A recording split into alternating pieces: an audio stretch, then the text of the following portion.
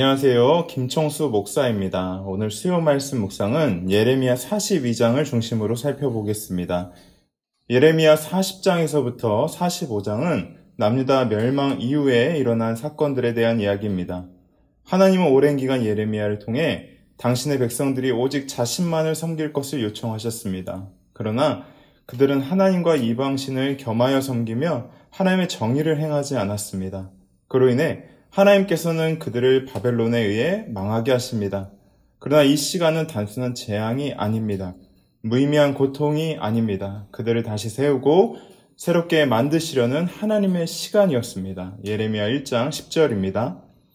보라, 내가 오늘 너를 여러 나라와 여러 왕국 위에 세워 내가 그것을 뽑고 파괴하며 파멸하고 넘어뜨리며 건설하고 심게 하였느니라 하시니라. 하나님께서는 먼저 남유다를 뽑고 파괴할 것이라고 말씀하십니다. 작물을 심기 전 잡초를 제거하는 농부처럼 바벨론을 통해 이스라엘 안에 깊게 새겨진 하나님에 대한 불신과 죄악을 뿌리 뽑을 것을 말씀하십니다. 동시에 하나님은 내 속에 하나님에 대한 신뢰와 경외하는 마음을 심고 세울 것이라고 약속하셨습니다. 그러나 남유다의 사람들은 하나님의 계획을 신뢰하지 않았습니다. 바벨론의 포로가 될 것이라는 예레미야를 핍박하고 감금하였습니다. 그러나 하나님의 뜻은 결코 꺾이지 않습니다. 결국 그날이 오고 말았습니다. 39장 6절과 8절 제가 읽어드립니다. 바벨론의 왕이 리블라에서 시드기야의 눈 앞에서 그의 아들들을 죽였고 왕이 또 유다의 모든 귀족을 죽였으며 왕이 또 시드기야의 눈을 빼게 하고 바벨론으로 옮기려고 사슬로 결박하였더라. 갈대아인들이 왕궁과 백성의 집을 불사르며 예루살렘 성벽을 헐었고 남유다의 마지막 왕 시드기야의 아들들은 모두 바벨론 왕에 의해 죽임을 당했습니다. 또 그 또한 눈이 뽑혀 바벨론을 끌려가는 처량한 신세가 되었습니다.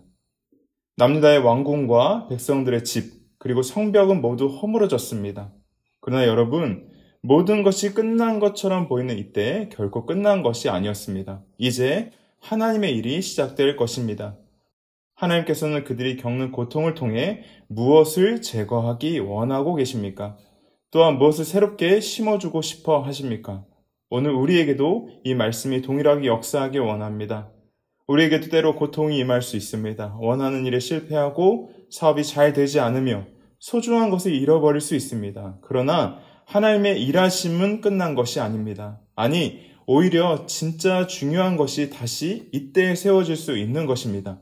뽑혀야 할 것이 뽑히고 새로 심겨야 할 것이 심겨지는 복된 시간 되시기를 주님의 이름으로 축복합니다.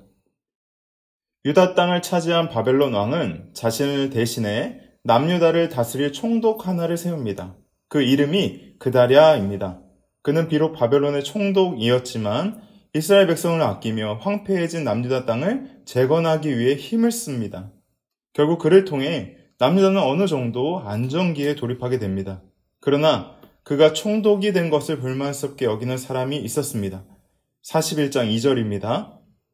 느다냐의 아들 이스마엘과 그와 함께 있던 10사람이 일어나서 바벨론의 왕이 그 땅을 위임했던 사반의 손자 아이감의 아들 그다랴를 칼로 쳐 죽였고, 그다랴가 남유다를 다스리는 것을 싫어했던 사람은 이스마엘이었습니다. 그는 자신을 따르는 사람들과 함께 총독 그다랴를 암살해 버립니다.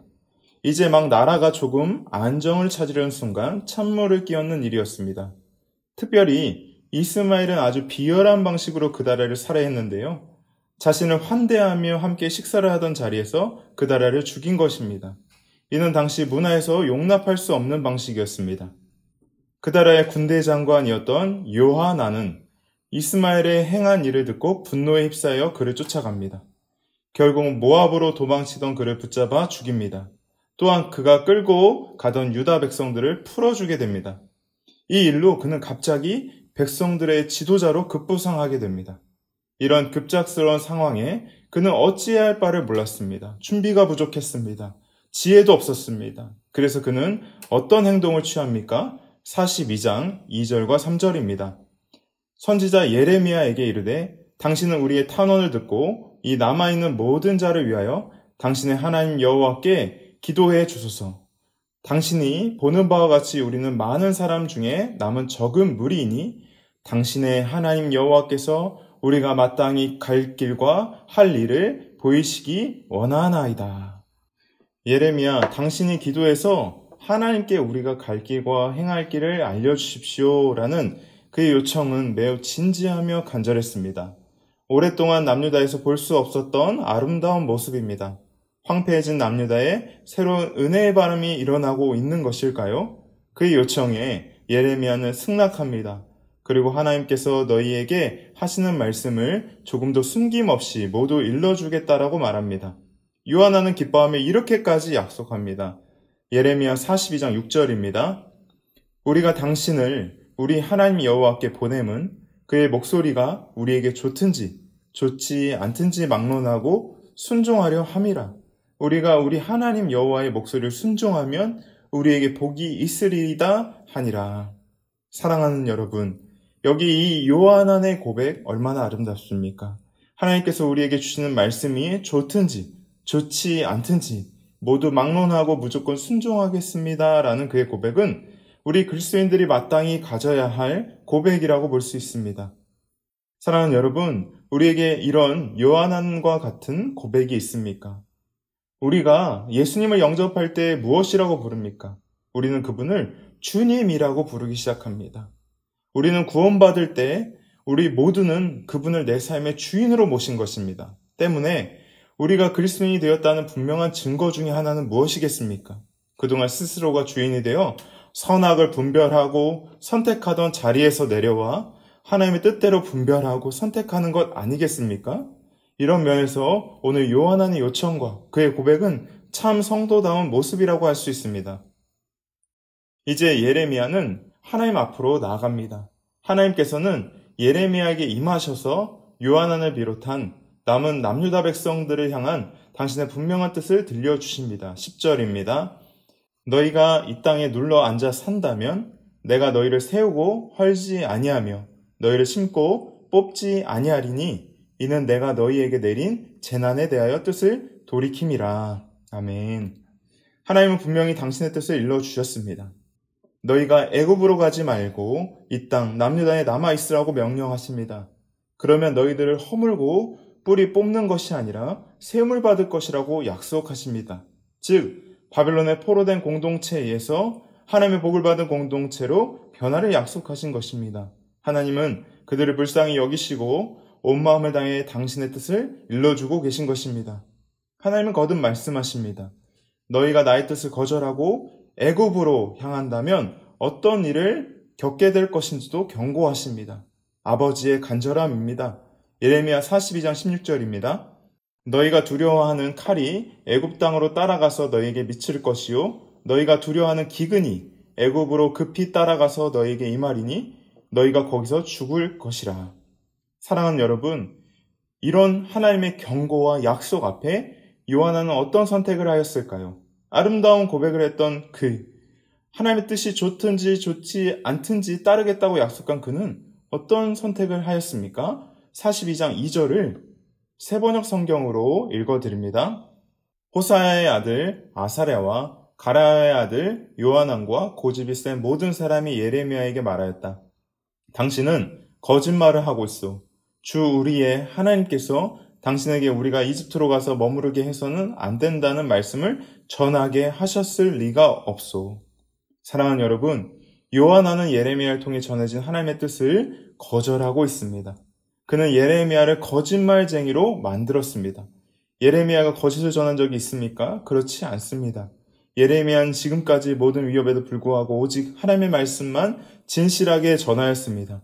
그러나 하나님의 말씀이 자신들의 이익과 유배되자 그들은 예레미야를 거짓말쟁이로 만든 것입니다. 그래야 하나님의 말씀을 어기고 애굽으로 간다는 이미지를 먹고 자신을 합리화할 수 있기 때문입니다. 사랑하는 여러분, 오늘 본문에서 우리가 무엇을 깨달아야 하겠습니까? 우리가 요하난처럼 이름뿐인 신앙인은 아닌지 되돌아봐야 하겠습니다. 그의 고백은 우리가 주일에 만나는 열정적인 그리스도인들의 모습과 매우 흡사합니다. 그들은 주일마다 이렇게 찬양합니다. 주님 말씀하시면 내가 나아가리라. 주님의 뜻이 아니면 멈춰서리라. 그러나 교회를 떠나 삶의 현장에서 이것이 실제가 되지 않는다면 내 신앙은 어쩌면 교회 안에서만 머무는 이름뿐인 신앙, 요한왕과 같은 신앙이라고 볼 수 있습니다. 참된 그리스도인은 어떤 사람들입니까? 예수님을 주와 그리스도로 모신 사람들입니다. 즉 예수님을 구원자, 동시에 주인으로 모신 사람이란 뜻입니다. 이 두 가지는 서로 뗄 수 없는 것입니다. 하나님께서는 당신의 아들 예수 그리스도를 통해 우리를 은혜로 받아주셨습니다. 또한 동시에 우리는 그분을 사랑하게 되며 그동안 살아왔던 삶의 방식이 아닌 예수님을 주인으로 모시고 그분이 걸어가셨던 삶을 따라가고 싶게 됩니다. J.D. 그리어 목사님은 이를 이렇게 표현하였습니다. 그리스도인이란 예수님의 길을 따라 걷는 제자일 수밖에 없다. 하나님께서는 우리가 순종해서 받아주신 것이 아니다. 하지만 하나님이 우리를 받아주시면 우리는 순종하고 싶어진다라고 말하였습니다. 예수님도 동일하게 말씀하셨습니다. 요한복음 14장 23절을 읽어드립니다.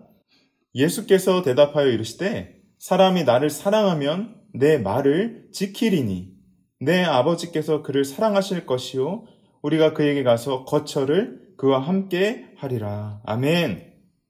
사랑하는 여러분, 여러분은 정말로 주님의 뜻을 따르고 싶어졌습니까? 비록 때로 나의 연약함과 상처 때문에 순종하지 못할 때가 있고 넘어질 때가 있지만 진실로 여러분의 마음속에 예수님의 뜻이라면, 주님이 원하신다면 그 길로 가고 싶은 열망이 있습니까? 그렇다면 여러분은 하나님의 사랑받는 자녀가 분명합니다. 그러나 언제까지 나의 약함을 핑계로 주님을 따르지 못한다고 합리화할 수는 없습니다. 언제까지 이름뿐인 신앙을 가지고 살 수는 없습니다. 요한왕과 같은 이중적인 모습에서 이제는 벗어나야 하겠습니다. 주님이 허락하신 길로 나아가야 합니다. 그 길이 비록 좁은 길이고 찾는 이가 적을지라도 우리는 그 길로 갈 때 하나님께서 내려주시는 신령한 복을 받을 수 있기 때문입니다. 오늘 본문을 더 자세히 읽다 보면 하나님의 말씀에 순종하고자 하는 자들, 예수님을 나의 주인으로 모시고 살아가기 원하는 자들에게 주시는 하나님의 가르침이 있습니다. 요한왕의 불순종 속에서 하나님의 뜻에 순종하지 못하게 하는 두 가지의 걸림돌을 우리는 발견할 수 있습니다. 그것이 무엇입니까? 우리에게 이런 방해물은 없습니까? 또한 그것을 우리가 어떻게 처리해야 됩니까? 먼저 요한왕이 예루살렘에 남아 있으라는 하나님의 말씀을 거절하고 애굽으로 가려고 결정했던 특별한 원인은 무엇입니까? 예레미야 42장 11절입니다. 여호와의 말씀이니라. 너희는 너희가 두려워하는 바벨론의 왕을 겁내지 말라. 내가 너희와 함께 있어 너희를 구원하며 그의 손에서 너희를 건지리니 두려워하지 말라. 첫 번째로 그들이 하나님의 뜻에 순종할 수 없게 했던 걸림돌이 있다면 그것은 두려움입니다. 하나님은 예레미야를 통해 거듭해서 요한왕에게 이렇게 말씀하십니다. 너희는 바벨론 왕을 겁내지 말라, 두려워하지 말라 말씀하십니다. 왜 그렇습니까? 하나님은 그들이 바벨론 왕을 두려워해서 애굽을 선택한 것을 아셨기 때문입니다. 애굽으로 마음이 기운 것을 아셨기 때문이에요. 41장 17절과 18절을 읽어드립니다.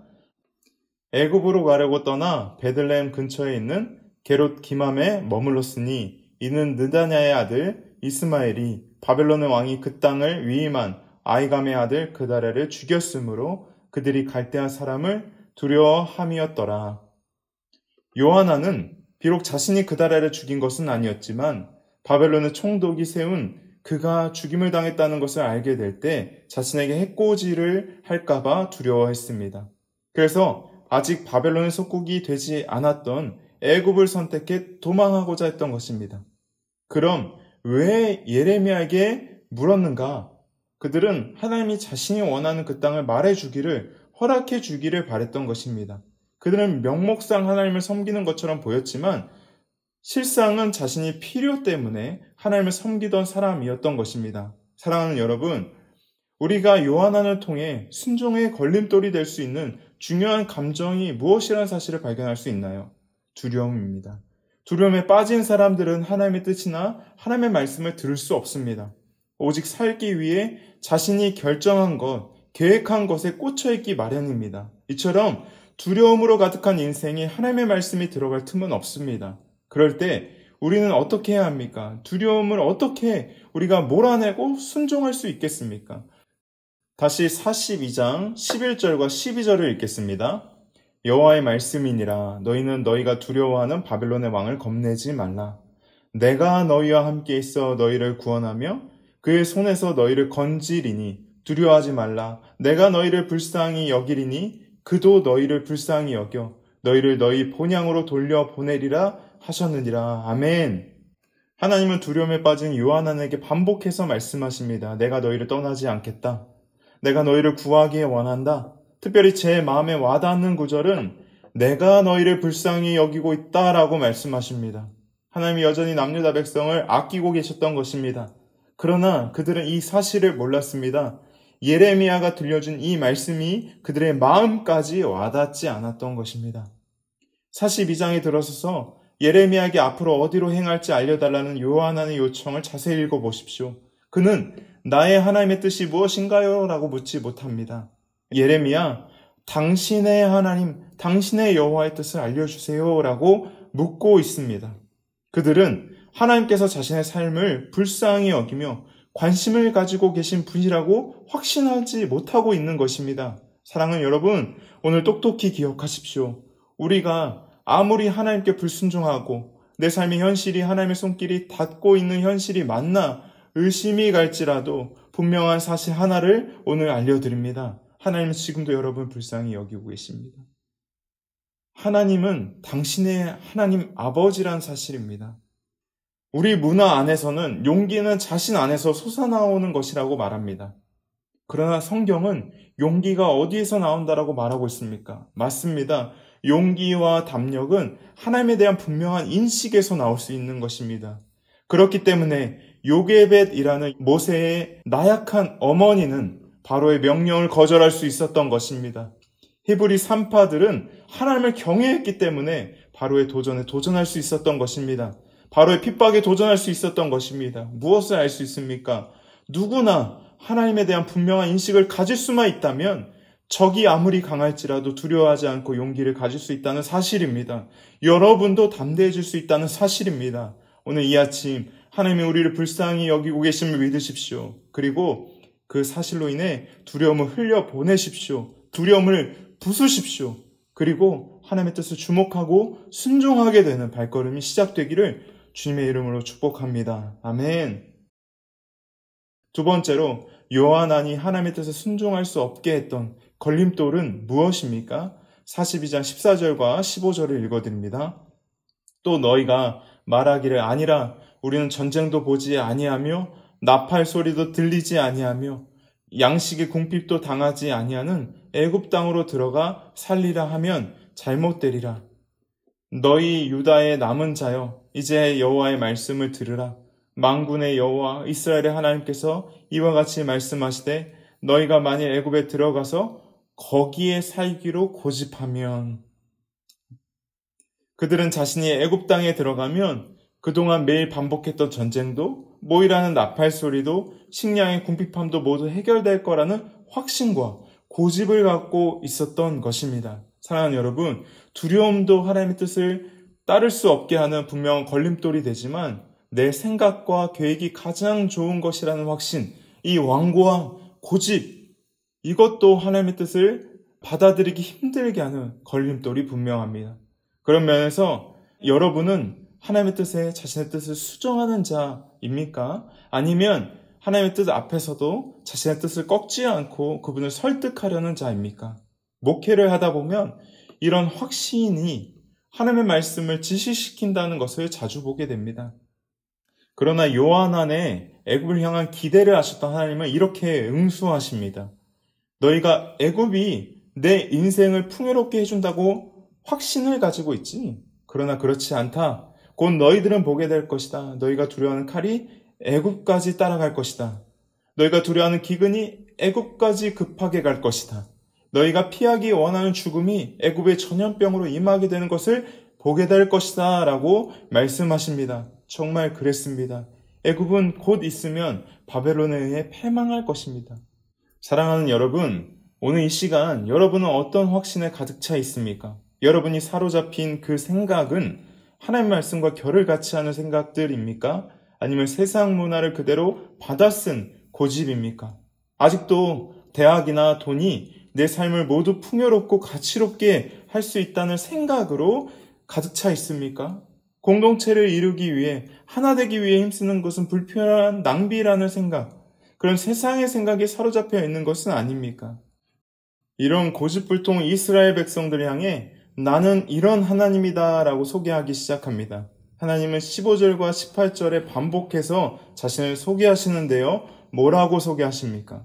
나는 만군의 여호와라고 자신을 먼저 소개하고 계십니다. 무슨 의미입니까? 만군의 여호와라는 말은 온 세상을 만물을 창조하시고 다스리시는 능력으로 가득 찬 하나님, 누구도 견줄 수 없는 초월한 힘과 권세를 지닌 분이란 뜻입니다. 사랑하는 여러분, 우리가 어떻게 해야 우리의 고집을 내려놓을 수 있겠습니까? 우리가 어떻게 해야 이런 완고함에서 벗어날 수 있겠습니까? 우리 하나님이 만군의 여호와, 온 세상을 창조하신 크신 분이시며 모든 것을 아시고 가능하신 분이라는 사실 앞에 있을 때, 그 사실을 인식할 때 가능한 것입니다. 요즘 나는 하나님을 그렇게 광대하신 분으로 만군의 여호와로 믿고 있습니까? 아니면 옆집 할아버지처럼 생각하고 있는 것은 아닙니까? 이 말씀을 잘 들어보십시오. 그리고 기억하십시오. 이사야 40장 12절부터 17절을 세번역 성경으로 읽어드립니다. 누가 바닷물을 손바닥으로 떠서 헤아려 보았으며 뼘으로 하늘을 재어 보았느냐? 누가 온 땅의 티끌을 대로 되어보고 산들을 어깨 저울로 달아보고 언덕들을 손저울로 달아보았느냐? 누가 주님의 영을 헤아릴 수 있겠으며 주님의 조언자가 되어 그를 가르칠 수 있겠느냐? 그가 누구와 의논하시겠는가? 누가 그를 깨우쳐 드리며 공평의 도리를 가르쳐 드리겠는가? 누가 그에게 지식을 가르쳐 드리며 슬기로운 처세술을 가르쳐 드리겠는가? 그에게는 문 나라가 고작해야 두레박에서 떨어지는 한 방울이나 저울 위에 티끌과 같을 뿐이다. 섬들도 먼지를 들어 올리듯이 가볍게 들어 올리신다. 레바논의 산림이 제단의 장작으로 충분하지 않고 그곳의 짐승들도 번제물로 드리기에 충분하지 않다. 그 앞에서는 모든 민족이 아무것도 아니며 그에게선 사람이란 전혀 없는 것이나 다름이 없다. 아멘. 사랑하는 여러분, 우리가 섬기고 있는 우리에게 말씀하시는 하나님, 그 하나님이 이렇게 크신 분이십니다. 그러니 이제 한 치 앞밖에 보지 못하는 당신의 고집을 내려놓으십시오. 어린아이의 고집처럼 눈앞에 보이는 것만 달라고 떼쓰는 신앙에서 이제는 벗어나야 하겠습니다. 그리고 이해되지 않더라도 사랑하는 하나님이 전능하신 나의 하나님의 뜻이라면 받아들이고 순종하는 우리 모두가 되시기를 주님의 이름으로 축복합니다. 말씀을 맺겠습니다. 많은 분들이 고통을 당합니다. 어려움에 봉착하게 됩니다. 입시와 사업에 실패하기도 하고 건강을 잃기도 합니다. 그러나 그 고난이 지나간 자리는 모두 똑같지 않습니다. 어떤 분들은 광야 같은 시절을 통해 더욱 단단하게 되며 본질을 붙잡게 됩니다. 그러나 어떤 분들은 아무것도 배운 것 없이 오직 고난을 겪는 분들도 있습니다. 오늘 함께 살펴본 요하난이 그런 사람입니다. 그는 자신들의 동족이 바벨론의 유린을 당하고 끌려가며 자신이 사랑하는 예루살렘 왕국과 성벽이 모두 사라지는 것을 경험하게 되었습니다. 그러나 아무것도 배운 것이 없습니다. 오히려 하나님을 떠나 애굽을 의지하고 있습니다. 이런 자들에게 고난은 아무런 의미가 없는 시간이 된 것입니다. 사랑하는 여러분, 오늘 이 말씀을 통해 우리가 고난당할 때 무엇을 뽑고 무엇을 세워야 할지 깨닫는 바른 표대와 같은 말씀이 되길 원합니다. 그래서 진정한 만족과 안정은 하나님께 있음을 인정하게 되고 하나님만 따르게 되는 우리가 되길 원합니다. 우리의 두려움과 고집으로부터 벗어나서 하나님의 뜻이 우리의 삶에 풍성하게 이루어지는 오늘 하루가 되기를 주님의 이름으로 축복합니다. 주일에 뵙겠습니다.